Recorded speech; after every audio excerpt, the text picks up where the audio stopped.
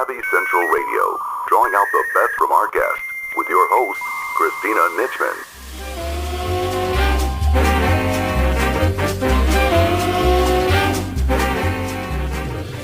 Join our mailing list today by texting Savvy Radio to find out about upcoming guests and events and receive a free gift, how podcasting can help increase sales and influence in your business. Savvy Central Radio is home to over 100,000 listeners per month globally and runs in syndication on 8 AM and FM platforms, including iHeartRadio and 6 podcasting platforms. To find out more about our paid sponsorship opportunities or to become a guest and find out how we can help you get your message out to the world, call 718 area code 713-2289 or email at savvycentralradio@gmail.com. Hello, everyone, and welcome to Savvy Central Radio. This is your host, Christina Nitchman. Each week, Savvy runs weekly broadcasts providing entrepreneurs and successful individuals a platform to express their dreams, hopes, lessons learned, expertise, and wisdom with the world. Our guest today is Fred A. Grieger, author of Chase the Rabbit. Fred is an aerospace engineer, entrepreneur, and business owner. As a first-generation American, he has started and sold several businesses. He has 2 privately held companies and has lived both in Europe and the United States. He is the youngest of 7 children, speaks 3 languages, and is entirely devoted to his family. A proponent of self-reliance, he grew up in a small family business where he started working at the age of 12. Today, Fred joins us to discuss one of the most important books I've read, and one of which I think every American must get a copy and read, and that is Chase the Rabbit. Chase the Rabbit explains how we have been robbed of our property rights, our prosperity, and our individual liberty. Learn what you as an individual must do to restore these values for yourself, your family, and your fellow Americans. To find out more about Fred and his book, visit his website at chase-the-rabbit.com. Hi, Fred. Welcome to Savvy Central Radio. I'm so excited to have you out here tonight. You are sharing a wonderful new book that you have created called Chase the Rabbit. I found it fascinating. I never thought I would find government, taxes, and politics that fascinating, but I did. Share with our audience a little bit about your background, what led to the writing of your book, Chase the Rabbit. Thanks, Christina. It's a real pleasure to be with you, so thanks for having me, first of all. My background, let me start by telling your audience what I'm not. I'm not a celebrity of any kind. I don't have a radio show or a television show or any of that stuff. So I'm basically a normal, hardworking, middle-class, average guy like most of your listeners. I have a professional background in business and finance and economics, and I believe that gave me some sort of a basis for which to write this book. What led me to write Chase the Rabbit? I believe, like many Americans, that America's been in decline for a long time.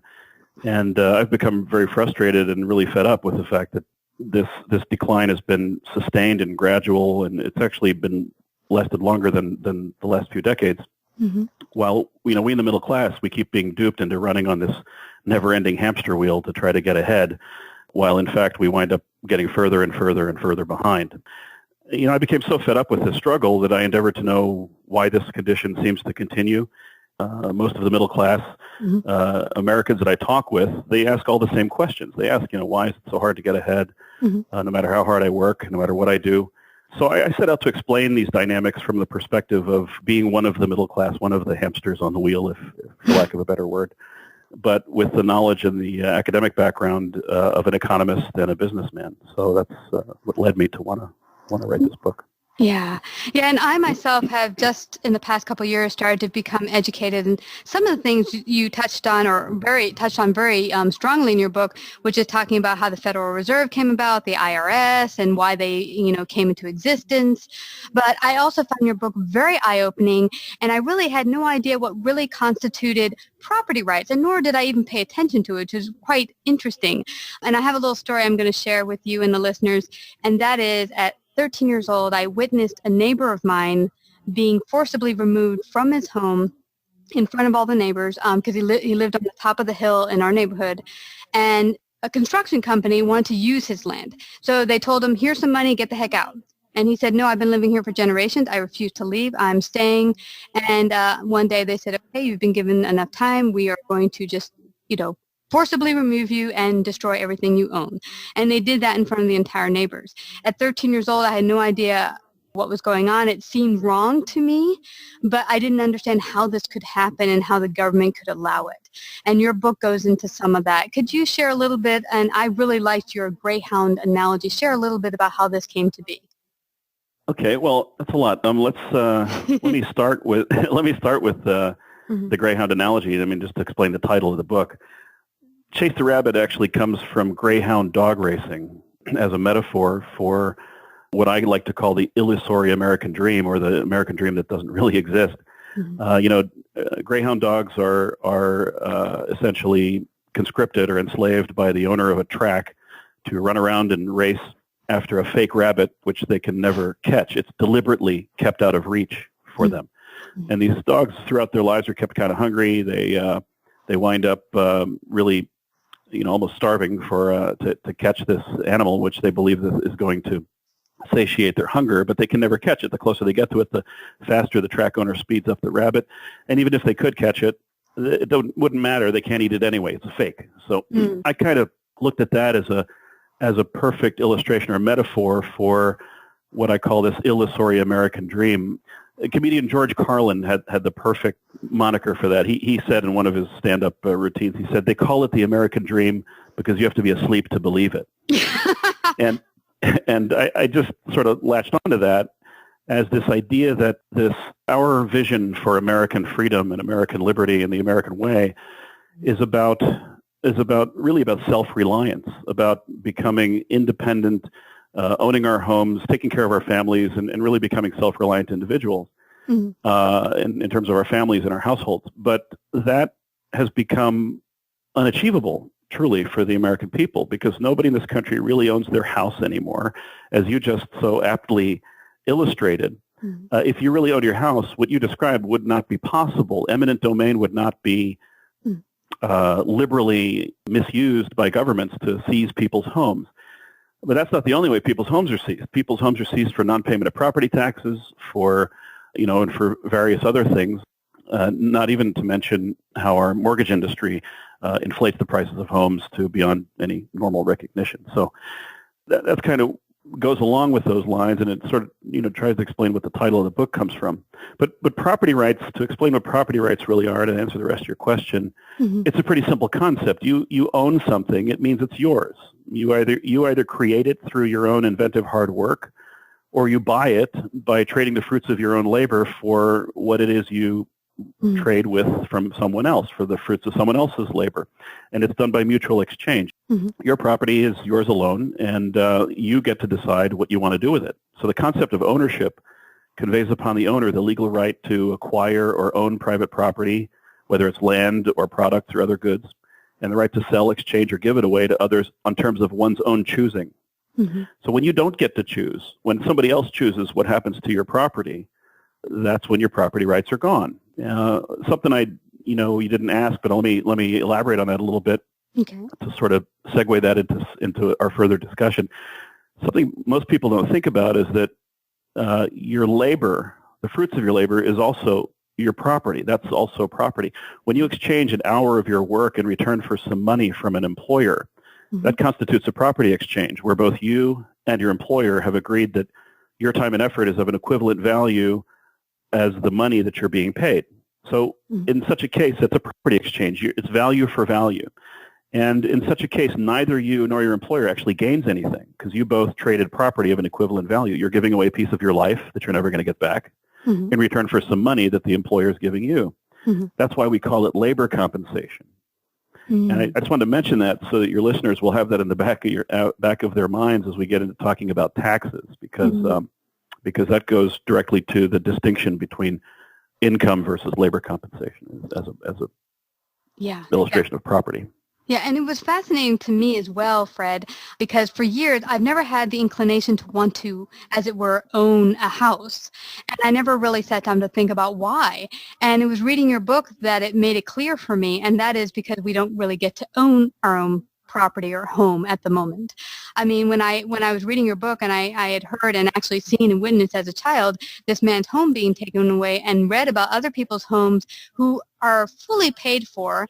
They've paid for it centuries ago, maybe like 70 years ago, but now they can't keep up with the tax on the house, and now the government or the bank can come and just take the house from them after they fully paid it. That just blows me away and made me realize that there never really is any real property of owning right now. Is that true? That's absolutely true. And I'm glad you mentioned that with respect to property taxes, which is what you were talking about. Mm-hmm. One of the points I make in the book is that, our system of property taxation is very insidious. I consider it very, very, very fraudulent in the sense that your property taxes on your house is assessed in proportion to what we call the value of your house. Mm-hmm. But, look what happened during the housing bubble and the subsequent crash. Housing prices inflated beyond all recognition because of loose lending standards by our banking industry. So when banks lower lending standards and start throwing debt money at anybody who walks in the door, regardless of their ability to pay the debt back, those people all buy houses, take them off the market, change the supply-demand dynamic. Housing prices go up and inflate and get higher and higher artificially through that monetary expansion targeted specifically at the housing market by this lending that takes place. But what happens coincident to that? Your property taxes is assessed in proportion to that artificially inflated value. So everybody's property taxes goes up right along with it. And, the housing bubble was a perfect example of how people are misled into this notion of what is real wealth and what is real wealth creation, real value creation. People were believing that my house price is going up, so I'm getting wealthier.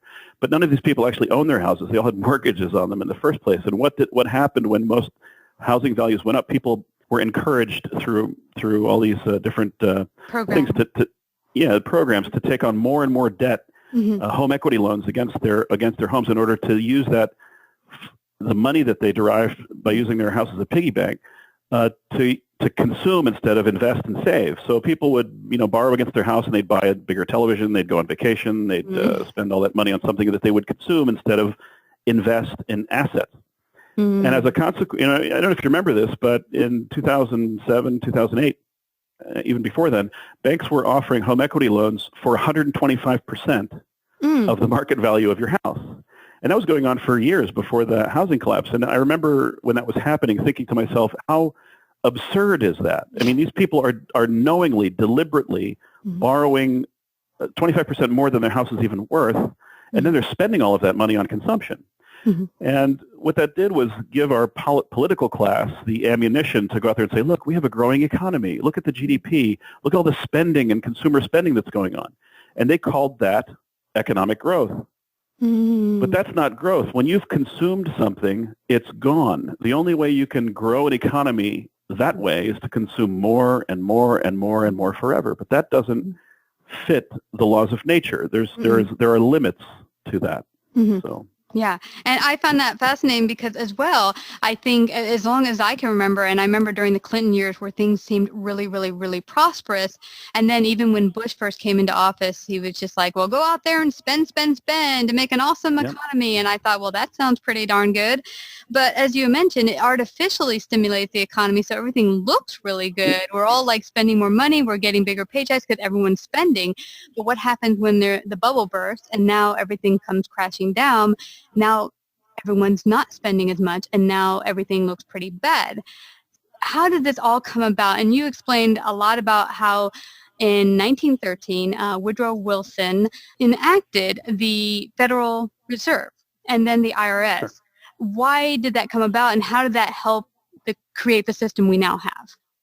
That goes back a long way. I mean, that goes back to the beginning of the 20th century. Before that, let me go back even before then. Before 1913, our Constitution was the basis for our legally defined monetary system.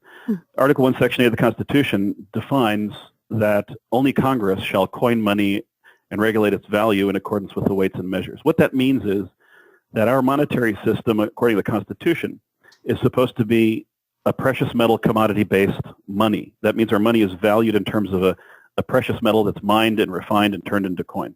That gives it intrinsic value. It has inherent value because their labor was exchanged to create it in the first place. That's called sound money. Mm-hmm. What Wilson created when he created the Federal Reserve was really the framework, and it wasn't done immediately. It was actually not really converted into a total fiat currency until 1933 under FDR.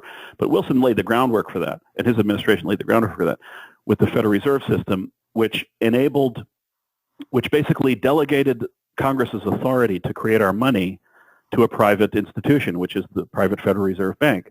Mm-hmm. Now, that in itself was an unconstitutional act because Congress, under the Constitution, the Congress is prohibited from delegating any of its powers under the Constitution to an outside body. But that's exactly what they did when they conferred that responsibility onto the Fed. So if you have to now fast forward 20 years to FDR when he then under an executive order made gold ownership and the use of gold as money illegal. And yes, he took the dollar off the gold standard for domestic purposes. Now, a lot of people believe it was Nixon that took us off the gold standard when he rescinded the Bretton Woods Agreement in 1971. Mm-hmm. It's actually not true. It was actually a two-step process. What FDR did in 1933 was to take us off the gold standard for all of our domestic economic activity, but he created what was called the gold exchange standard, not the gold standard. And that meant that the U.S. dollar was still on a gold standard only for purposes that the central bank, which was the Federal Reserve, Mm-hmm. Could use dollar based on a gold value for settling international contracts with other central banks around the world. That was called the gold exchange standard. That's what was then rescinded in 1971 by Nixon. Mm. And what the government got from that was this. Until 1933, the U.S. dollar was defined as being an exact amount of gold. So an ounce of gold from the time of the Coinage Act of 1793, I think it was, from the time of the Coinage Act until 1933, an ounce of gold was, I think it was $22 and some change. That's what the value of an ounce of gold was. When FDR passed his executive order outlawing criminalizing gold ownership, he first made gold illegal, forced all of the citizens to turn in all of their gold coins in exchange for fiat paper Federal Reserve notes of what they called an equivalent value at the time, which was $22 and some change per ounce. And the citizens were given basically 6 weeks to do that. If you overstayed that time, there were criminal penalties, very heavy penalties, $10,000 fine, imprisonment, all that stuff. So once all the gold had been confiscated by the federal government, they revalued it to $35 an ounce, right? giving the federal government a 70% boom in value or net worth, in purchasing power, if you will, and then used that newly and valued gold standard dollar for their international exchange activities. So that's the real story behind how our dollar was taken off of the gold standard and turned into a pure fiat currency. It took a period of decades to go, the whole way. But once you convert a sound money into a fiat money system, you've essentially transformed your country from a free enterprise capitalist system into a socialist system. And that's something we didn't really touch on yet, and that's probably the hardest part for people to understand. But when we talk about the distinctions between socialism and capitalism and fascism and communism, that's something we could probably elaborate on here at this point. Yeah, and I was mentioning to you at the beginning of the call, now, I'm just learning in the past year about how we were on the gold standard and that each dollar was backed by gold, and what the significance is of having sound money as opposed to having fiat money. But I for years thought it would be fabulous to have a pure democracy with socialism where we're all thinking and caring about our fellow individuals. Isn't that an awesome idea? But reading your book, I began to realize why that might not be so awesome, and explain a little bit about why not. Well, the reason why not is because all collectivist systems, and that's I'll get into that a little bit, but the main distinction between any collectivist system and free enterprise capitalism, which is essentially free enterprise or liberty, is how they treat property rights. Under free enterprise capitalism, we have individual property rights. You own your property, I own my property. If we want to trade it, we can by our own volition. Socialism is about central control of the means of production, and that requires an abolition of property rights. Mm-hmm. Let me elaborate on it in a way that will try to diffuse any argument. People tend to argue with me a lot when they say, well, communism and socialism and fascism, they're not the same thing. Socialism is better than communism. And I kind of laugh when I have these discussions with people, because socialism is an economic model. Okay. Well, fascism, communism, democratic socialism, all of these things, those are political forms of governance. Okay, and this is a little bit different thing. But any political form of governance, no matter what it is, whether it's communism, democratic socialism, or free enterprise capitalism, our form of government is a constitutional republicanism. So whatever form of government you have has to function on a basis of an appropriate economic model for that system of governance. So socialism is the economic model that supports fascism, communism, democratic socialism, because it's an economic model that is designed to destroy property rights. Whereas free enterprise capitalism is founded in the notion of respecting individual property rights. And that's why only a constitutional republic, which is what we were founded as in terms of our constitutional structure, depends on free enterprise capitalism as its economic model. Now, the economic model of socialism is based on centralizing control of the means of production.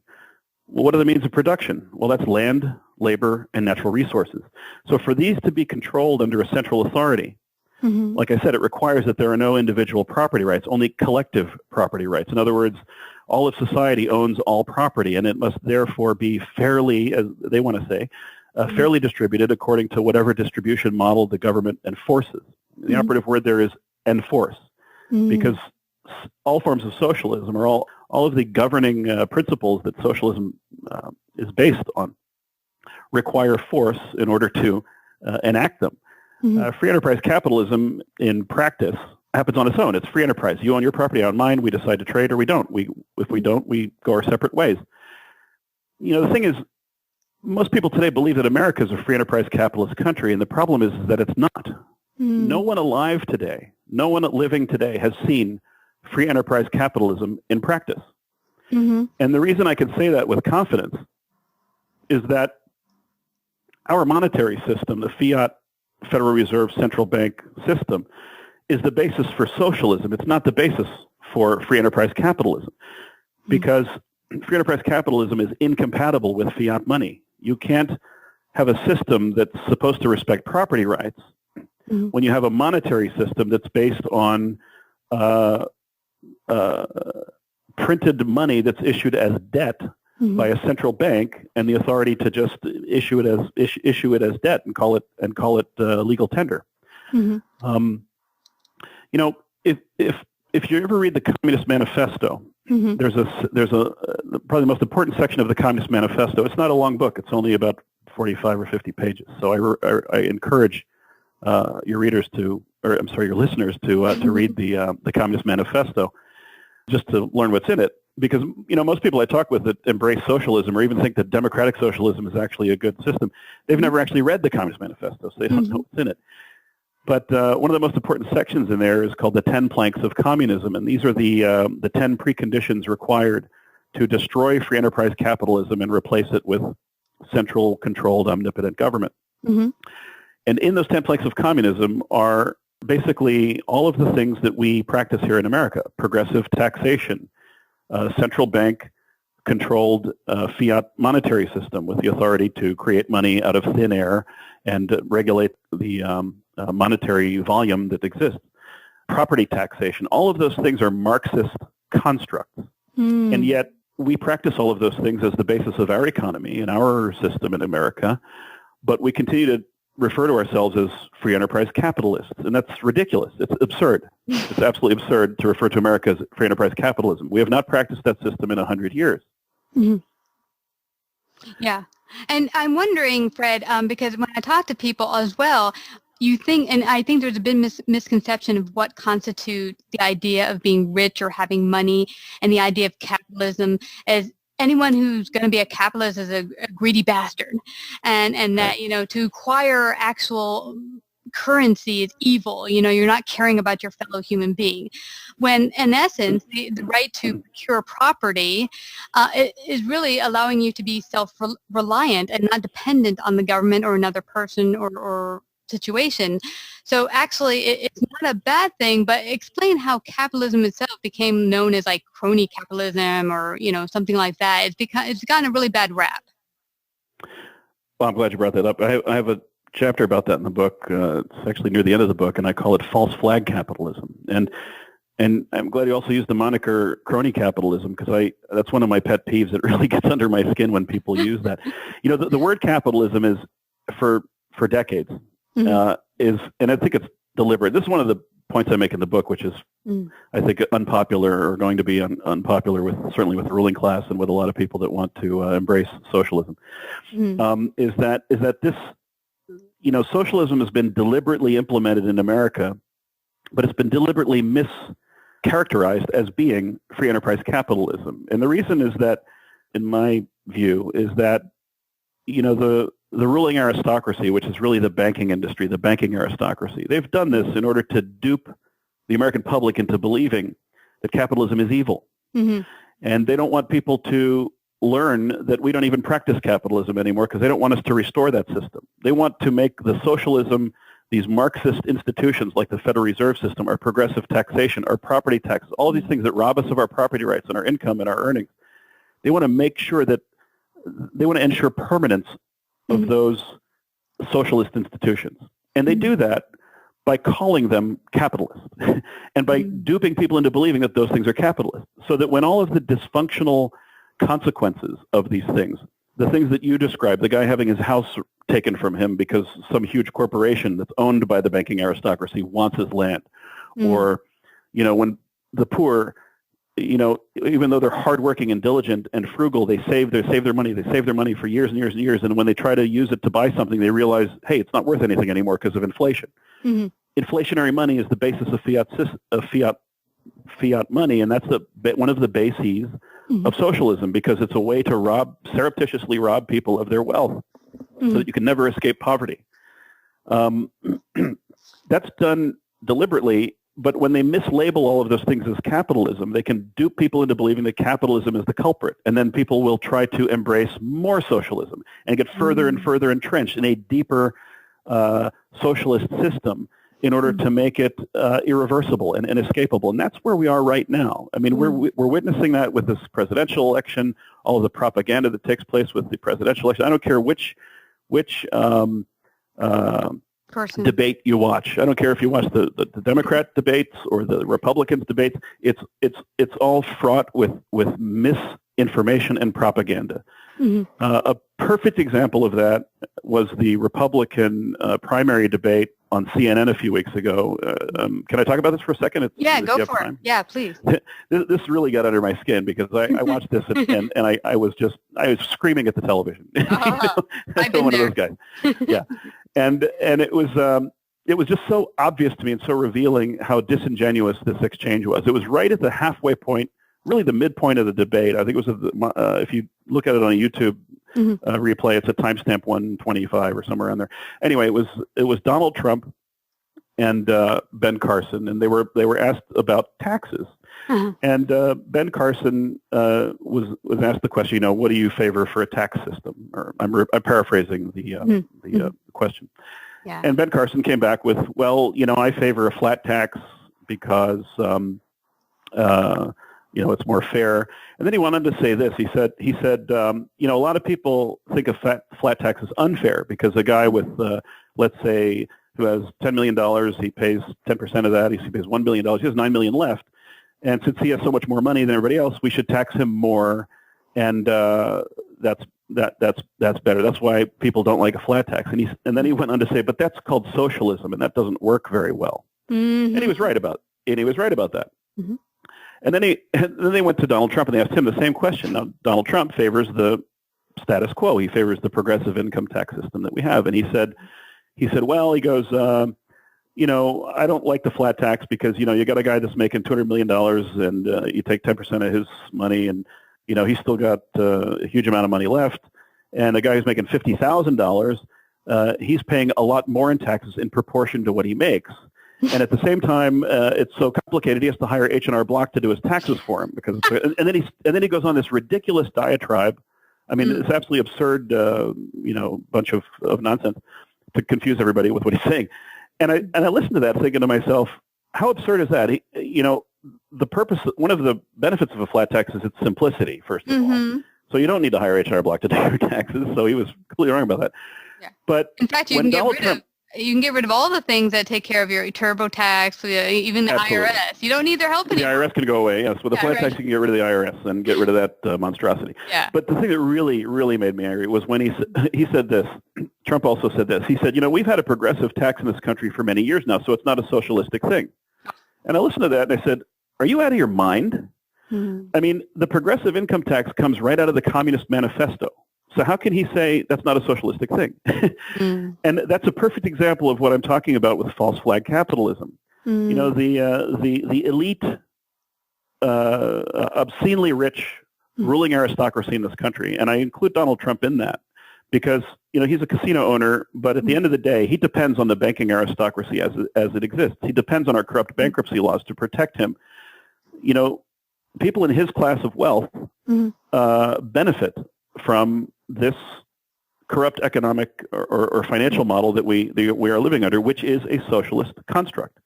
And when he says something like, hey, this system isn't socialist, it's a lie. Yeah. It's an absolute lie designed to confuse the American people into this idea that our system is actually constitutes American capitalism and freedom and all of that. It doesn't. We are all slaves. There are two ways you can enslave someone. You can enslave someone with a whip, or you can enslave them with debt. Yeah. There's physical slavery and there's debt slavery. We have debt slavery in this country, and what makes that possible is a fiat money system. Yeah, and it's interesting because I was talking to my partner about that, and he said, we think that, slavery has to be where you're being whipped every day and you're serfs, and hey, the way things are going, that might happen in the near future if we don't change things. But, I mean, being enslaved to your job and not being able to ever get ahead because we're like that dog running after the rabbit is not the way our founding fathers meant for this country to be. And now, can I ask you, when it comes to Trump, you think he knows the difference, right? He's just playing dumb. Absolutely. I mean, of course. Yeah. He runs a huge real estate empire. I mean, he inherited it. Essentially, he inherited the beginnings of it from his father. So he inherited $500 million from his father's empire, but he turned that into what he has now, which is, I don't know, 8 or 10 billion in net worth. Let me touch on something real quick to kind of backtrack a little bit. And I want to talk about poverty and the poor and how that relates to all this, because that's really important. The distinction between a fiat money system and a sound currency system, the main consequence of one versus the other is inflation. Under sound money, you don't have inflation. And the reason is that most people believe inflation is rising prices, but rising prices, or is caused by rising prices. It's not caused by rising prices. Rising prices is the effect, not the cause. Rising prices comes about in inflation because we're expanding the money supply. We're creating more money. We're doubling the number of money units that exist. And when you do that, you reduce the purchasing power of each individual unit of money. That's called devaluing the currency. And that's the cause of inflation. That makes prices go up because you need more money to buy the same stuff. So it gives the appearance of rising prices. But the inherent value of anything you're buying doesn't change. The house you're living in now is the same house it was 10 years ago. It didn't change. Your house didn't change. It only went up in price because there's more money circulating around.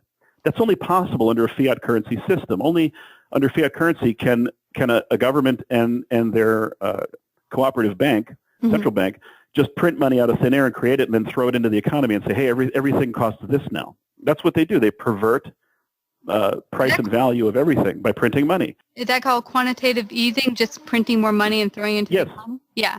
Well, it's funny you mentioned that. There's a little paragraph in my book where you probably saw this. I have all of the code words that they use for printing money, and there's hundreds of them. But they all mean the same thing. There's quantitative easing, helicopter drop. They have all these crazy names for printing money, and every couple of months the Fed uses a different code word so that the people in this country never understand what they're doing. But what they're doing is creating money out of thin air, devaluing all of your savings. Now, getting back to how that affects poverty and the poor, when we had sound money, there was no inflation because you can't just create money out of thin air, okay? And when you have a sound monetary system, the poor, people who are hardworking and diligent and frugal, no matter how poor they are, they can save their money and over time accumulate and build a savings and eventually escape poverty because they can accumulate that wealth because it will retain its purchasing power, it will retain its value over a long period of time. A fiat monetary system is designed to prevent that. Because of inflation, no matter how diligently they save, they never catch up. They can never catch the rabbit, okay?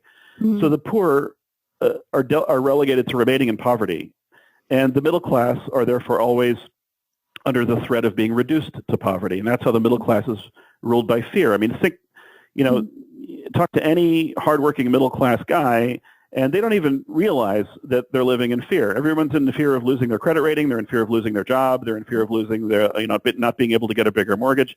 All of that is fear of not getting access to fake money that's created out of thin air by our Marxist central bank. And that's the situation we're living under right now.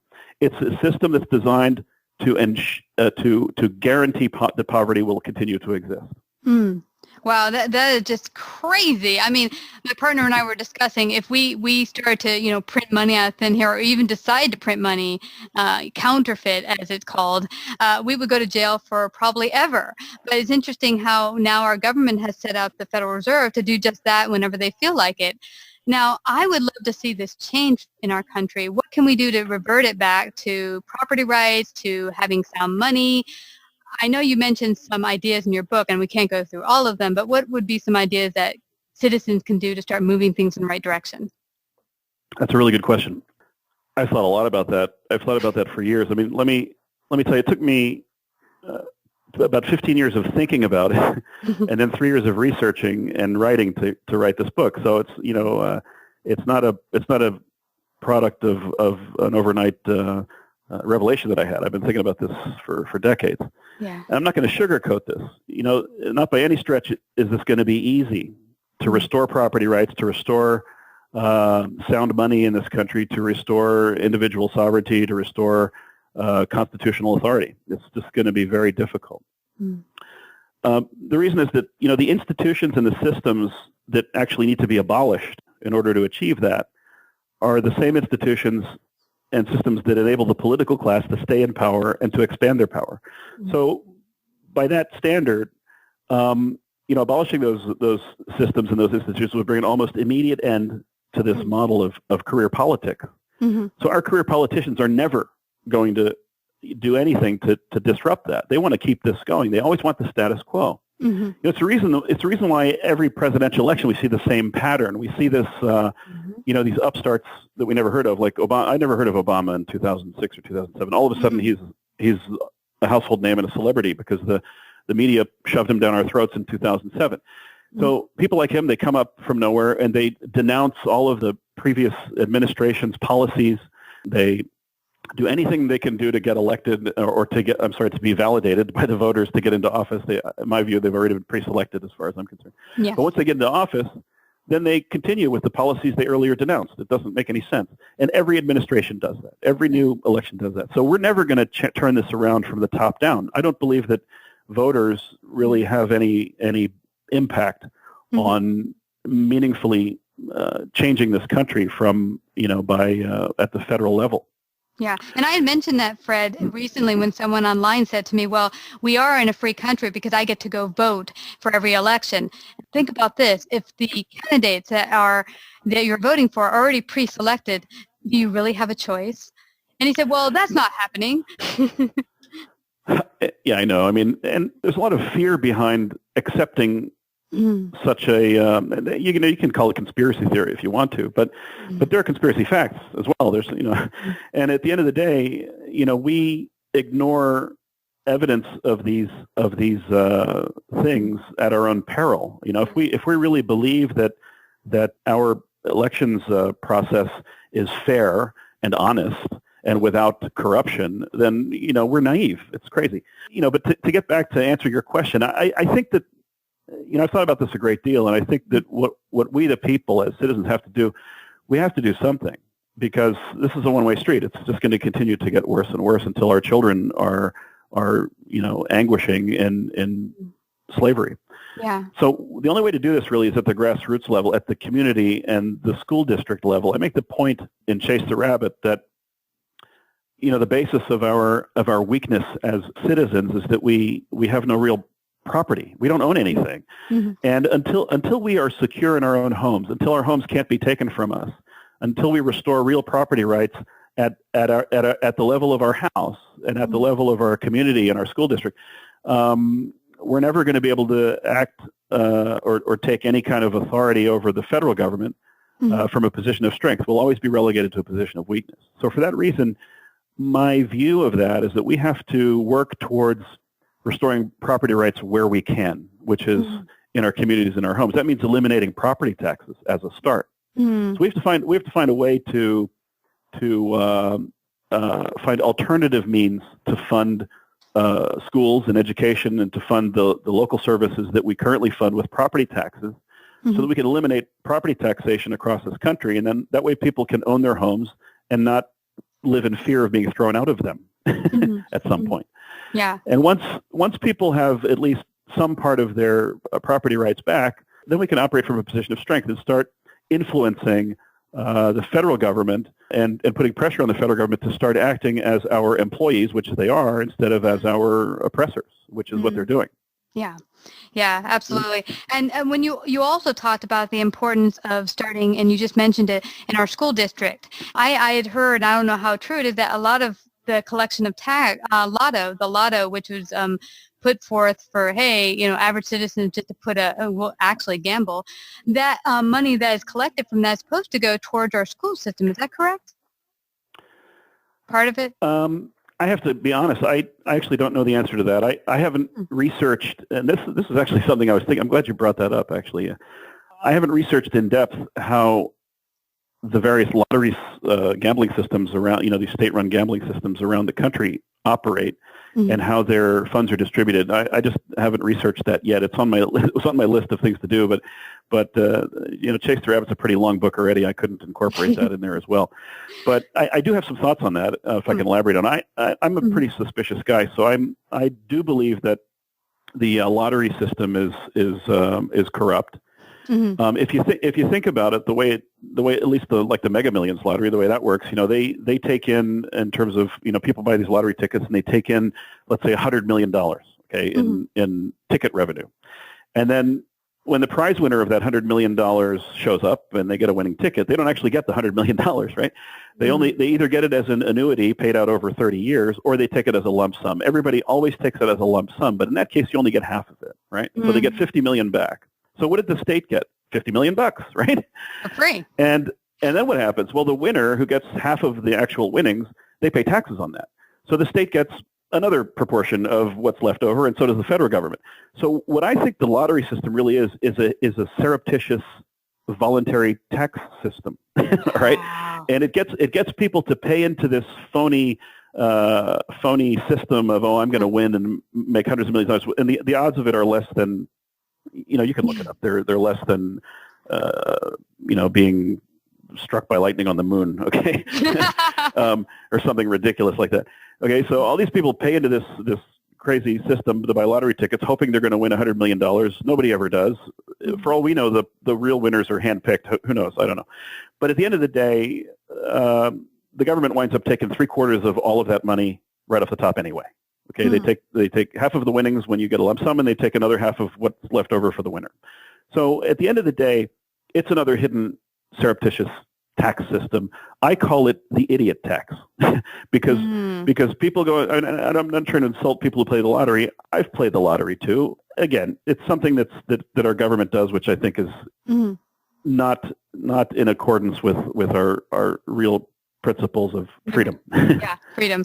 And what's interesting is because I think even if you were to get property taxes from another way, so we can, have our infrastructure taken care of, our school system, I think another big thing to pay attention, both local and federal, is the spending of that money, and that is very corrupt. So it is a big job ahead, but you also mentioned in your book the importance of starting at an education level, because right now the education system is more about teaching kids to be good little model citizens that will go to work and get paychecks for the big corporations so that they can keep this wonderful status quo going.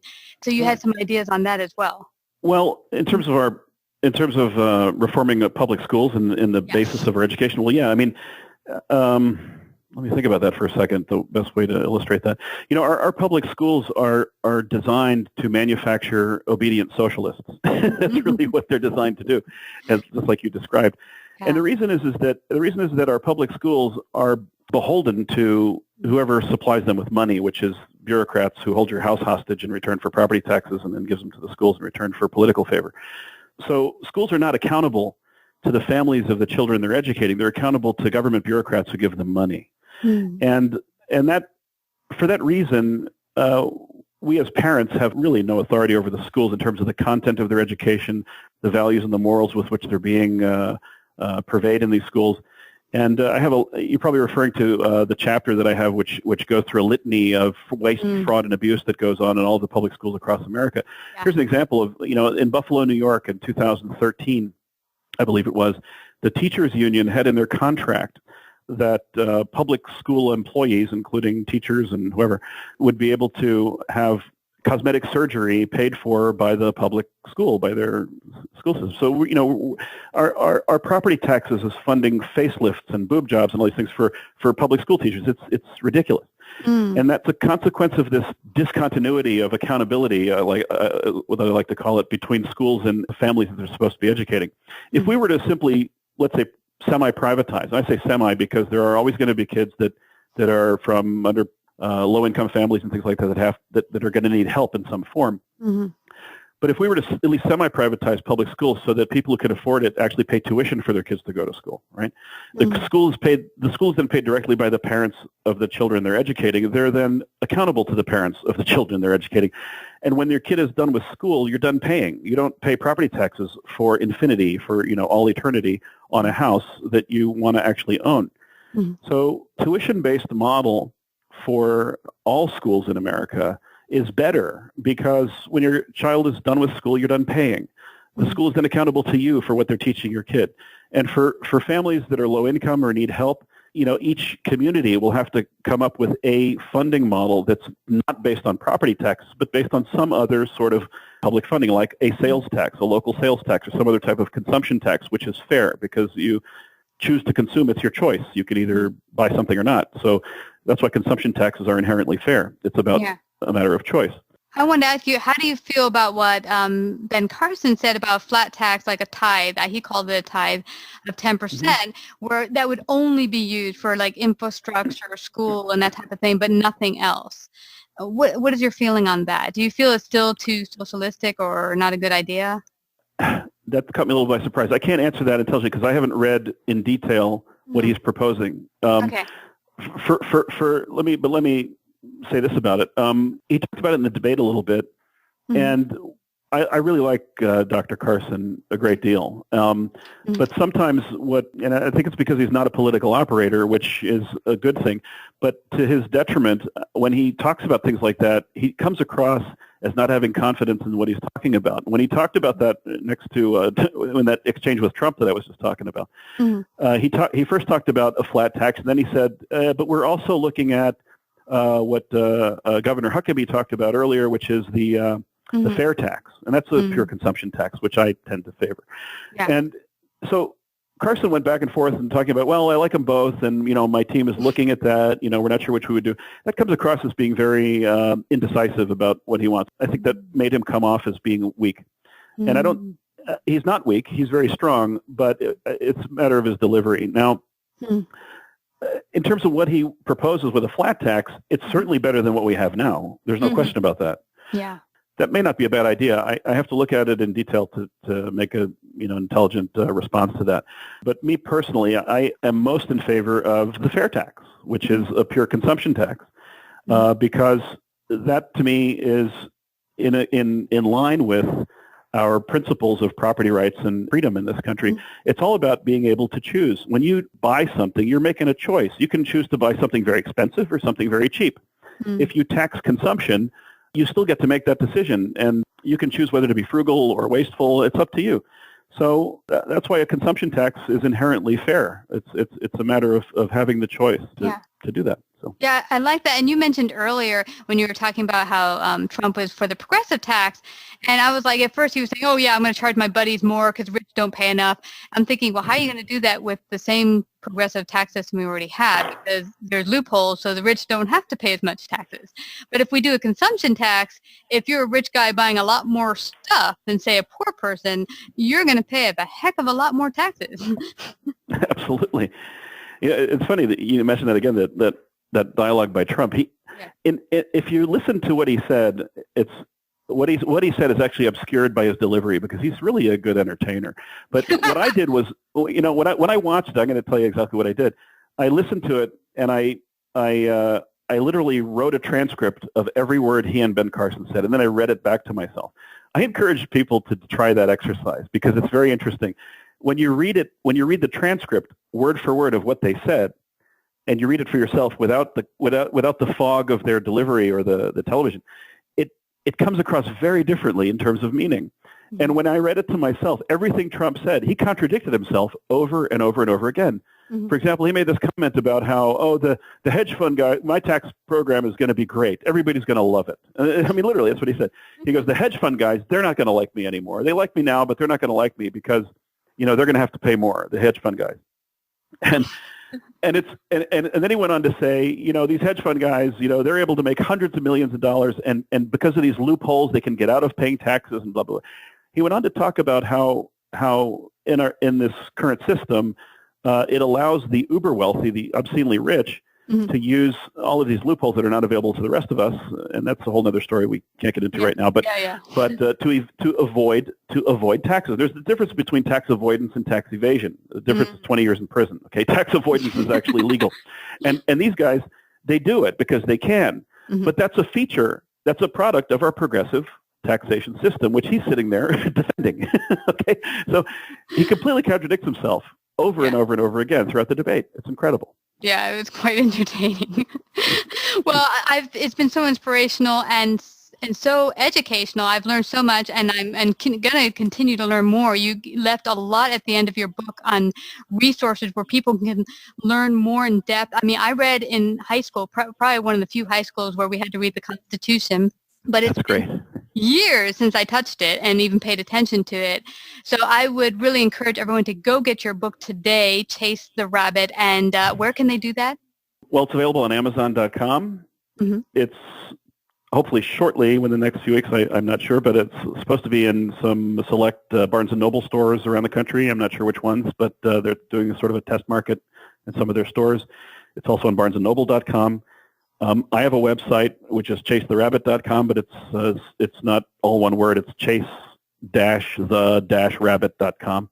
If you want a signed copy, you can. I'm not a celebrity, like I said, so it's probably not worth that much. But if anybody really wants an author signed copy, I'm happy to put one together and send it to you. So you can send me an email or contact me either through the website, or I have a Facebook page as well, a Chase the Rabbit Facebook page. So you can buy it from me directly if you want to get a signed copy.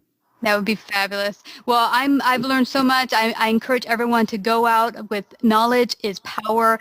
We can transform this country together as one society, one citizenry coming together. And before we head on out, Fred, what would be your last words of advice to our listeners? Well, again, educate yourself.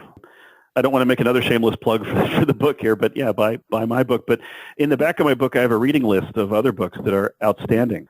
One of the best ones I would suggest is called The Creature from Jekyll Island. That's the history of the Federal Reserve System. And G. Edward Griffin he's an amazing researcher. He goes into a very long history of money, and he goes all the way back to the 1500s in Italy and everything like that.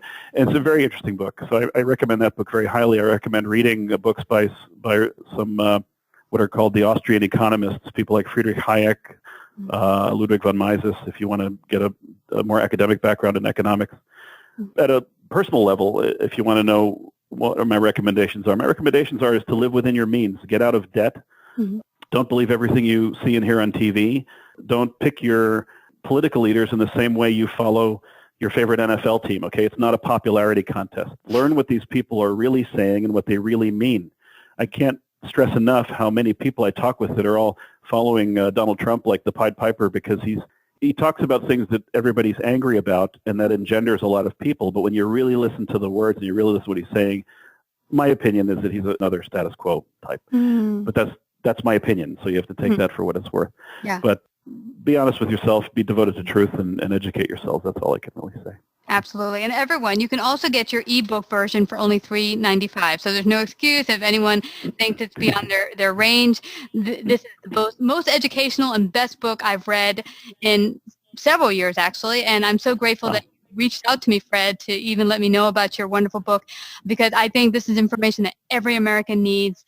So everyone, please go to chase-the-rabbit.com today and get your book.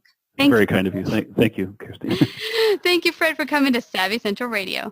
Thank you very much. Pleasure. Do you love horror, the strange and unusual, fantasy creatures or urban legends? Do you want to step inside a dream or nightmare? If you answered yes to any of these questions, then you should check out internationally exhibiting artist Jason Dowd and his award-winning photographic collections by visiting www.imaginationartstudios.com. Get inside his mind and experience his inner weird.